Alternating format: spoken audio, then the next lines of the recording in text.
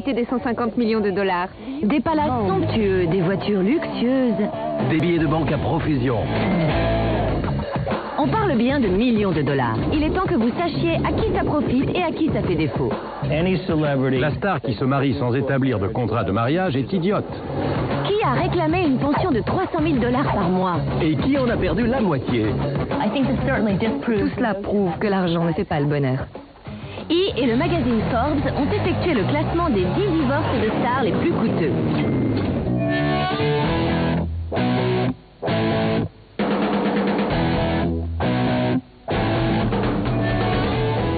Ces stars, qu'est-ce qu'on aime les voir se déchirer? Leurs séparations ne peuvent que nous intriguer. Britney et Kevin, Brad et Jen, Reese et Ryan. On dirait qu'à chaque battement de cils, un couple de stars est en train de se briser. On a l'impression qu'il y a plus de divorces chez les stars que chez les gens méconnus. D'ailleurs, ce n'est pas qu'une impression. Du côté des stars masculines, plus de 60% ont déjà divorcé au moins une fois. Ils ne représentent qu'un quart de la population masculine. Du côté des stars féminines, environ 30% ont déjà divorcé au moins une fois. Elles ne représentent qu'un quart de la population féminine. Notre classement comprend de grandes stars. les stars les plus riches du monde. On s'est intéressé à l'élite des stars, celles qui sont les mieux payées. Elles ont le grand honneur de faire partie de notre super liste de célébrités. Forbes s'est basé sur des registres et un maximum d'informations pour définir qui sera dans notre classement. Ce sont les divorces modernes les plus coûteux d'Hollywood. Ça vous intrigue? Évidemment. Alors commençons le décompte. Lui, c'est I Can Get No Satisfaction. J'ai dans l'idée que c'est pour ça que ce couple apparaît dans notre liste. À la 10e place de notre classement des divorces les plus coûteux, nous avons Mick Jagger et Jerry Hall. En 1977, la carrière de Jerry Hall, un jeune mannequin américain, commence à prendre son envol. D'après les comptes rendus des médias, elle était fiancée au rocker britannique Brian Ferry. Mais c'était avant qu'elle tombe follement amoureuse du plus terrible des rockers. La même année, Mick Jagger s'est séparé de sa première femme, Bianca. À l'époque, Jerry n'avait que 20 ans, mais elle était déjà l'égérie du grand couturier Yves Saint Laurent. Puis, elle a rencontré Mick Jagger qui avait 32 ans. Il était déjà la plus grande pop star du monde entier. Et ça a été le coup de foudre. Une fois que le divorce de Mick et Bianca a été prononcé, en 79, il s'est concentré sur Jerry. Il s'est concentré? Jagger s'est mis à fréquenter Jerry, mais en même temps, il faisait le tour du monde en vivant comme une star du rock. Il avait toutes sortes de groupies à ses pieds. Si vous êtes une star hollywoodienne, les opportunités s'offrent à vous, que vous soyez un homme ou une femme. Mick était tout le temps sur les routes, mais il rentrait souvent chez lui pour voir Jerry. Ils ont eu leur premier enfant en 84. Le deuxième est né un an plus tard. Pourtant, ils n'ont officialisé leur union qu'en 90. Ils avaient organisé une cérémonie hindoue à Bali. Si la cérémonie était officielle, ça signifie que la mariée portait du blanc? Pas forcément, on sait juste que leur famille et leurs amis étaient présents. Le 12 janvier 92, Jerry a donné naissance à leur troisième enfant. Peu de temps après, la presse a annoncé que Jerry et Mick s'étaient séparés. Jerry a subi ce qu'elle appelait le sale comportement de Mick durant des années. Ils ne se sont pas quittés longtemps. Jerry l'a de nouveau accepté. Ils ont même eu un quatrième enfant en 97, après une nouvelle réconciliation. Tout se passait bien jusqu'à ce qu'en 98, le mannequin brésilien Luciana Morad prétende porter l'enfant de Jagger. Ça, c'est bête. Ah oui. Au début, Mick a nié être le père. Mais un test de paternité a prouvé le contraire. Jagger n'a pas eu d'autre choix que d'admettre qu'il était le père. Il a accepté de payer une pension pour l'enfant. Cette fois, Jerry en a eu assez. Ça doit être très dur à encaisser. Ça veut dire que tout ce qu'ils ont vécu ensemble était faussé. Jerry a demandé le divorce en 1999. C'est dur de concevoir que son mariage est un échec, comme celui de Mick Jagger. Ils ont fini par atteindre le point de non-retour. Pourquoi ont-ils laissé les choses s'envenimer à ce point? De toute façon, le tribunal britannique a décrété que leur cérémonie de mariage insensée, faite sur cette île, n'était pas légale. Et il a 4 enfants avec cette femme et vous me dites qu'il n'était même pas marié. Le public a connu mieux. Une cassure est une cassure. Leur relation a touché à sa fin. Comment Jagger s'en est sorti avec Jerry Hall? Il s'en est bien tiré. C'est le marché du siècle. Il est reparti avec 325 millions de dollars. Jerry Hall a eu entre 15 et 20 millions de dollars. Franchement, elle s'est coltinée Jagger pendant 25 ans. Mais loin d'être suffisante. Mais la bonne nouvelle, c'est qu'ils sont restés amis. On peut considérer que pour Mick Jagger, Jerry Hall est le plus grand amour de sa vie. Même s'il est divorcé, il a dépensé 15 millions de dollars dans des maisons pour son ex-femme et son ex-mannequin. Dans la vie, on n'obtient pas toujours ce qu'on veut. Quand on prononce les mots « femme divorcée », on imagine une vieille femme qui part à la chasse en discothèque histoire de se faire bichonner. Pardon? Pour moi, un homme divorcé, c'est un type tout rabougri qui porte des chaînes en or et qui empeste l'eau de Cologne. Oui, c'est charmant, passons. On peut constater que les temps changent. De nos jours, les jeunes stars hollywoodiennes ont déjà un divorce à leur actif. Comme c'est triste. Drew Barrymore, par exemple, son mariage avec Jeremy Thomas, propriétaire d'un bar, dura 1 mois. En 94, elle a divorcé et elle n'avait que 19 ans. Waouh! Cure de désintoxication à 13 ans, divorce à 19. À ce rythme-là, à 40 ans, Drew sera à la sécurité sociale. Il y a aussi Macaulay Culkin. Mac et l'actrice Rachel Miner avaient 19 ans à la fin de leur 2e année de mariage. Ils avaient 17 ans lorsqu'ils se sont mariés. On se demande pourquoi ça n'a pas marché. Nick avait 32 ans et Jessica 26 quand ils sont passés du stade de jeune marié à jeune divorcé. Britney Spears s'est débarrassée de son soi-disant mari, le rappeur Kevin Federline, 1 mois après son 25e anniversaire. Et 3 mois plus tard, elle s'est débarrassée de ses cheveux. 1999 a été une grosse année pour Reese Witherspoon. Elle a épousé son partenaire de 24 ans, Ryan Phillippe, avec qui elle a tourné dans Sex Intention. 2006 a aussi été une grosse année pour Reese, car elle a été récompensée aux Academy Awards. À 30 ans, elle a demandé le divorce. Sans oublier Angelina Jolie, qui a divorcé de Johnny Lee Miller à l'âge de 23 ans. Elle ne s'en est pas mal sortie. Aujourd'hui, elle est avec le beau Brad Pitt. J'en connais une qui est célibataire à l'heure actuelle. C'est beau de rêver. Le prochain sur notre liste, vous... Reste égal à lui-même. À la 8e place de notre classement, nous avons Michael Douglas et Diandra Looker. Au milieu des années 70, Michael Douglas était l'une des plus grandes stars du petit écran. Il a gagné énormément d'argent en tant que producteur de cinéma. Il est le fils de Kirk Douglas, il a grandi à Hollywood. À l'âge de 32 ans, il a produit Vol au-dessus d'un nid de coucou, qui est un des meilleurs films jamais produits. En 1977, Douglas s'est rendu à Washington DC pour assister à l'investiture de Jimmy Carter. Lors d'une soirée, Michael a rencontré une jeune fille de 19 ans magnifique. Elle s'appelle Diandra Looker. Elle ne savait même pas qui il était. Elle n'allait pas au cinéma ni ne regardait la télé. 9 jours plus tard, il l'a demandé en mariage et 6 semaines après, elle a accepté. Michael a continué de briller pendant une dizaine d'années. Mais son mariage n'a pas eu autant de succès que sa carrière. D'après les médias, l'époux passait en second plan. Il était avant tout le grand Manitou du cinéma. Le couple avait admis avoir eu quelques difficultés dans les années 80, mais il finissait toujours par se réconcilier. En septembre 92, Michael a fait un petit séjour dans une clinique de Tucson pour se remettre de son surmenage professionnel et de son abus d'alcool. Michael alla beaucoup mieux, mais il n'a pu sauver son couple. En juin 95, Diandra a demandé le divorce. Le couple s'était engagé dans une rude bataille. Le jugement de divorce a mis 5 ans avant d'être rendu, en juin 2000. Les gens aiment se battre pour n'importe quoi. Ils dépensent des fortunes pour divorcer, alors qu'ils pourraient se partager cette somme. C'est de la bêtise humaine. Diandra Douglas a réussi à obtenir une somme considérable, 1/3 de la fortune de Michael Douglas, soit 45 millions de dollars. Ce qui est amusant, c'est de voir comment ils ont divisé leurs biens. Comme leur propriété de Majorque en Espagne. Qui va la garder? D'après le New York Post, ils l'ont eu tous les deux. Chacun y a droit 6 mois par an. Du coup, ils ont récupéré leurs affaires, leurs œuvres d'art, leur mobilier et tout le reste. Il existe des milliards de maisons. Vendez celle-là, trouvez-en une autre. Il faut avoir du cran et de la persévérance pour tenir le coup. On dit pourtant que c'est sympa d'avoir de l'argent.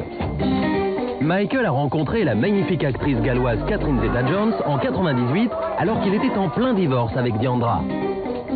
Michael a épousé Catherine en novembre 2000, à peine 5 mois après qu'il ait retrouvé sa liberté.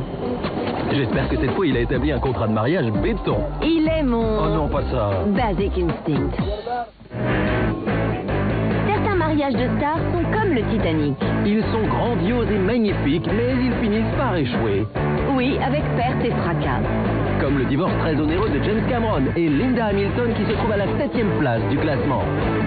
En 1990, 1984, le réalisateur a choisi une actrice peu connue pour jouer dans son thriller à budget réduit, Terminator. Et le courant est passé entre eux? Oh oui, un courant électrique. Linda Hamilton ne le supportait pas. James Cameron est connu pour être un réalisateur très difficile et très exigeant envers ses acteurs, et tout autant avec l'actrice principale. Mais elle est une actrice exigeante elle aussi. Elle l'a perçu comme un challenge. Elle était intriguée par cet homme. Terminator a fait un carton au box-office. Ça a été le premier d'une longue série. Il y a eu aussi Aliens et Abyss. En 90, Cameron et Hamilton se sont réunis pour tourner Terminator 2, le jour du jugement. Ah oui, je le savais. He'll be back. Oui, et cette fois, les tensions se sont volatilisées. Ils ont commencé leur romance après que Cameron a divorcé de sa troisième femme, la réalisatrice Catherine Bigelow. Quand un réalisateur épouse l'actrice qui incarne son rôle principal, on se demande s'il ne sacralise pas trop cette personne. Parfois l'être humain se montre tel qu'il est, ce qui crée quelques tensions dans le couple. Il fallait s'y attendre. Le divorce est inévitable lorsqu'un réalisateur tourne ses films de son côté et qu'une actrice voyage dans le monde entier. C'est très délicat comme situation. Cameron et Hamilton étaient ensemble dans les années 90. Ils partageaient une agréable maison en bord de mer à Malibu. Ils ont emménagé ensemble et ils ont eu une fille qui s'appelle Joséphine. Ils n'étaient pas mariés et Linda n'avait pas l'air pressée de l'être. Ensuite, en 95, Cameron s'est mise à travailler sur un petit film concernant un gros bateau intitulé Le Titanic. Vous croyez au mauvais présage? Le budget a décollé et a atteint les 200 millions de dollars. C'est une des plus grosses productions cinématographiques. Cameron avait peur que le tournage soit mis en suspens. Du coup, il a accepté de laisser ses 7 millions de dollars de salaire et ses 12% de royalties. Le dépassement de budget du tournage du Titanic n'était pas le seul problème de Cameron. D'après des journalistes, Cameron et Hamilton se sont séparés pendant le film. Car des rumeurs disaient que Cameron voyait l'une de ses actrices vedettes, Suzy Amis. Quand le film a eu du succès, Cameron a fait un retour aux sources. Ils avaient déjà une fille ensemble quand il a décidé qu'il était temps qu'il s'occupe de sa famille. Alors, il a épousé Linda après la sortie de Titanic. Titanic est l'un des plus grands films de tous les temps. Il a rapporté près d'1,8 milliard de dollars. Et même si Cameron n'a pas touché tout ce à quoi il pouvait prétendre, il a tout de même obtenu une récompense de 100 millions de dollars pour sa réalisation. En plus d'un bonus pour service rendu. On peut dire que l'argent appelle l'argent. Cameron a remporté 115 millions de dollars pour Titanic en 1998. Linda était déjà avec lui avant qu'il ne devienne un homme très très riche. Leur mariage a chaviré lorsque Linda a demandé le divorce en décembre 98. Une relation de 7 ans a été détruite par 15 mois de mariage. Cameron s'en est vite remis. Pendant qu'il fêtait son nouveau succès, il s'est montré avec Suzy Amis en public. Au début de la procédure de divorce de Cameron, la presse s'en est donnée à cœur joie. Plus rien, comme s'il ne s'était rien passé. On n'a plus entendu parler de rien. Linda Hamilton s'est vue attribuer la garde de leur fille et touche 10 000 dollars de pension. Mais ça n'est que le dessus de l'iceberg. Oui, alors celle-là, elle était facile. Finalement, cette rupture lui a coûté 50 millions de dollars. Autrement dit, presque la moitié de ce qu'il a touché avec Titanic. À peine quelques mois plus tard, il était déjà remarié. Il l'est toujours aujourd'hui et ils ont 3 enfants. Peut-être que cette fois-ci, ce sera la bonne. Si tu te lances, je me lance. Ok. J'ai l'impression que ce couple est arrivé au bout du chemin sinueux qu'ils avaient emprunté. Ça signifie quoi exactement? C'est ce qu'on va voir avec le divorce numéro 6 de notre classement. Il s'agit de Paul McCartney et Heather Mills. En 99, un an après la perte de sa femme Linda d'un cancer du sein, Paul McCartney et Heather Mills se sont rendus au même gala de charité. Il l'a vue et en a été estomaqué. Comment cela? Oui, ça vient d'une expression anglaise, mon chou. Ça veut dire qu'elle lui a plu. Auparavant, Heather était mannequin. Elle a eu un grave accident de moto dans lequel elle a perdu une jambe. Elle s'est alors dévouée à la cause des terrains minés. 2 mois après avoir rencontré McCartney, Mills a rompu ses fiançailles avec son petit ami. On ne pouvait en avoir la certitude, mais certaines rumeurs de l'époque avaient annoncé qu'ils se fréquentaient. Qui pourrait blâmer Heather? C'était le plus mignon des 4. Le couple a fini par accepter d'annoncer officiellement leurs sentiments 1 an après. En juillet 2001, Sir Paul a demandé la main d'Heather. C'est facile de répondre Love Me Do lorsqu'on offre un saphir en guise de bague de fiançailles. Moi, je rajouterais même le Please, please. Oh, très joli. Ils avaient l'air de s'entendre à merveille.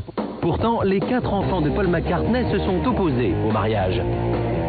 Heather Mills a engendré une polémique, des vilaines rumeurs et je ne sais quoi d'autre. Ça nous donnait l'impression qu'ils avaient un tracé différent et surtout, d'après la presse, qu'elle n'était pas assez bien pour lui.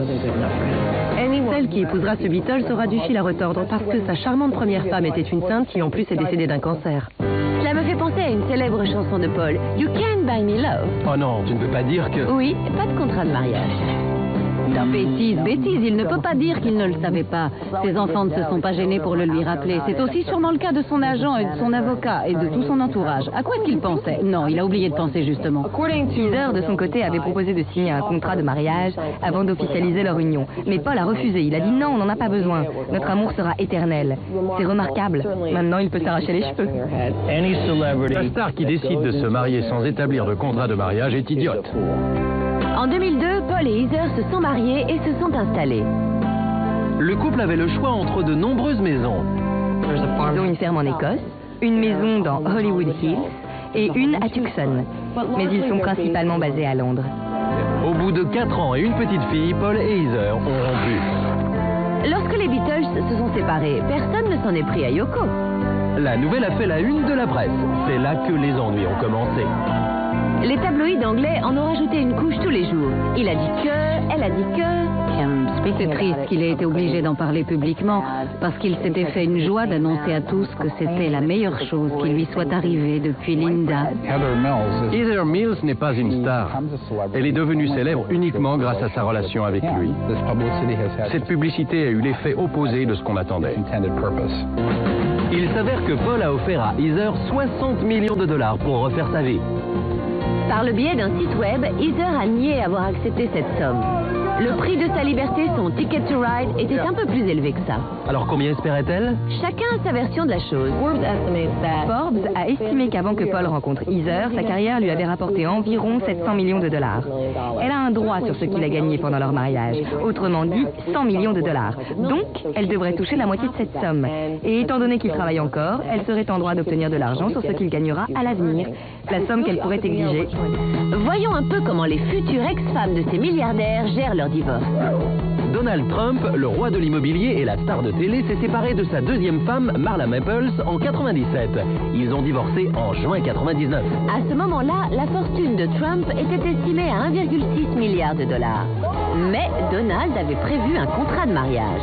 Marla a obtenu une grosse somme en espèces, des propriétés et une pension pour leur fille.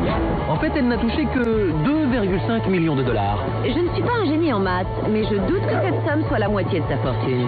Après plus d'une dizaine d'années de vie commune, Jane Fonda a divorcé du magnat des médias américains. C'était en mai 2001.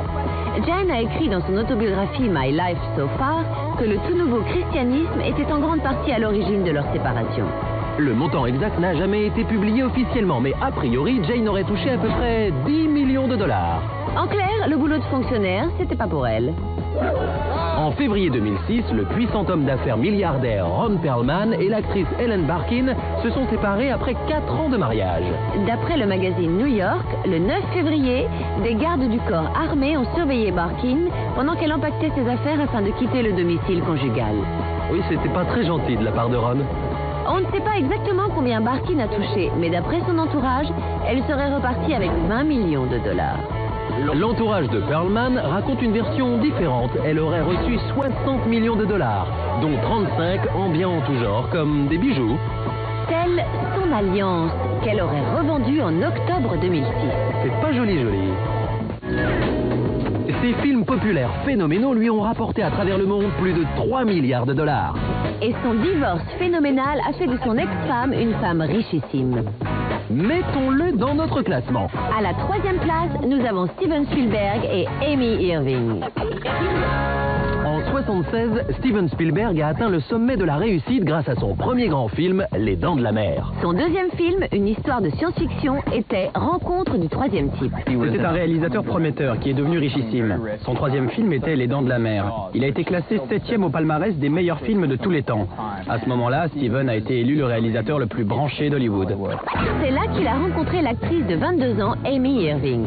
Irving avait auditionné pour un rôle dans Rencontre du troisième type, mais elle n'a pas été retenue. Mais apparemment, elle avait fait bonne impression sur le grand réalisateur.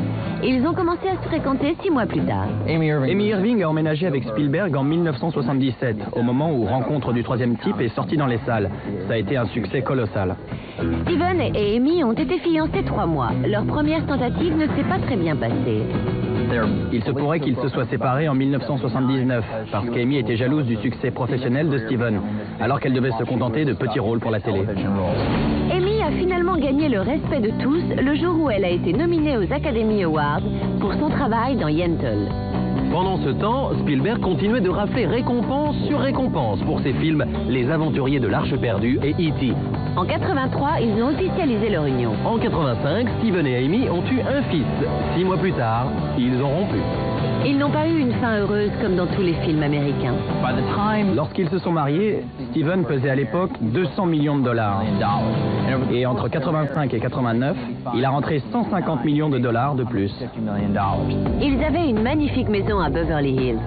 Et aussi un appartement dans la Trump Tower à Manhattan. Et une maison à Santa Fe. N'oublions pas la maison de East Hampton. Et celle sur la plage de Malibu. En 88, des rumeurs sont apparues dans la presse comme quoi le couple avait quelques soucis. Le couple niait qu'ils avaient atteint le point de rupture. Jusqu'en juin 89 où Amy a demandé le divorce. Ah, donc les rumeurs étaient vraies. Je te rappelle que cette émission est sur les divorces. Ah oui, d'accord. Le couple avait signé un contrat de mariage, heureusement pour Spielberg. D'après des documents légaux, le contrat avait été griffonné sur un bout de papier et un juge de Los Angeles l'a rejeté. Dommage pour Spielberg. Le contrat ou la requête de divorce? Les deux, apparemment. Amy a prétendu qu'elle n'avait pas d'avocat lors de la signature du contrat. Donc, à ses yeux, il n'était pas valable. Le juge a acquiescé et l'a annulé. Steven s'est donc retrouvé obligé de partager toute sa fortune. Il a préféré négocier avec elle et lui a offert 100 millions de dollars. Autrement dit, 25 millions de dollars par année vécus maritalement. Ça fait presque un demi-million de dollars par semaine. C'est Steven Spielberg que j'aurais dû épouser. Trop tard, il s'est remarié avec Kate Capshaw depuis 16 ans. Ils ont 5 enfants. Et ça m'a l'air sérieux entre eux. Certains couples hollywoodiens qui se séparent insistent pour qu'il n'y ait plus aucune trace de leur union. Nul et non avenu remplace aujourd'hui la phrase pour toujours. Les annulations de mariage sont extrêmement rares. La raison doit en être très grave. L'actrice Renée Zellweger, récompensée aux Awards, a choqué ses fans en épousant la star de la country, Kenny Chesney, en mai 2005. Elle les a à nouveau choqués 4 mois plus tard en exigeant l'annulation du mariage. Raison évoquée, la fraude. C'est juste un terme légal. Ça signifie qu'il était un peu trop country et qu'elle était un peu trop rock'n'roll. Voici une autre femme qui a eu le droit de faire annuler son mariage. Il s'agit de Nikki Hilton. Le mariage de Nikki, célébré en 2004 avec Todd Andrew Meister, n'a duré que 3 mois. Mais ce n'est pas le mariage le plus court. C'est Britney Spears qui remporte la palme à ce sujet. Son mariage avec Jason Alexander a duré 55 heures. L'avocat de Britney a saisi le juge pour obtenir l'annulation. Oups, elle n'y était pour rien. Une star du cinéma? Un boule? Ou un Beatles? L'amour n'est pas toujours éternel. Si vous êtes une superstar richissime et que vous pensez officialiser avec l'amour de votre vie, enregistrez bien ces 3 mots. Contrat, contrat, contrat. N'oublions quand même pas le bonheur et toutes les bonnes choses qui en découlent. Qui dit Céline Dion ou encore Sarah Jessica Parker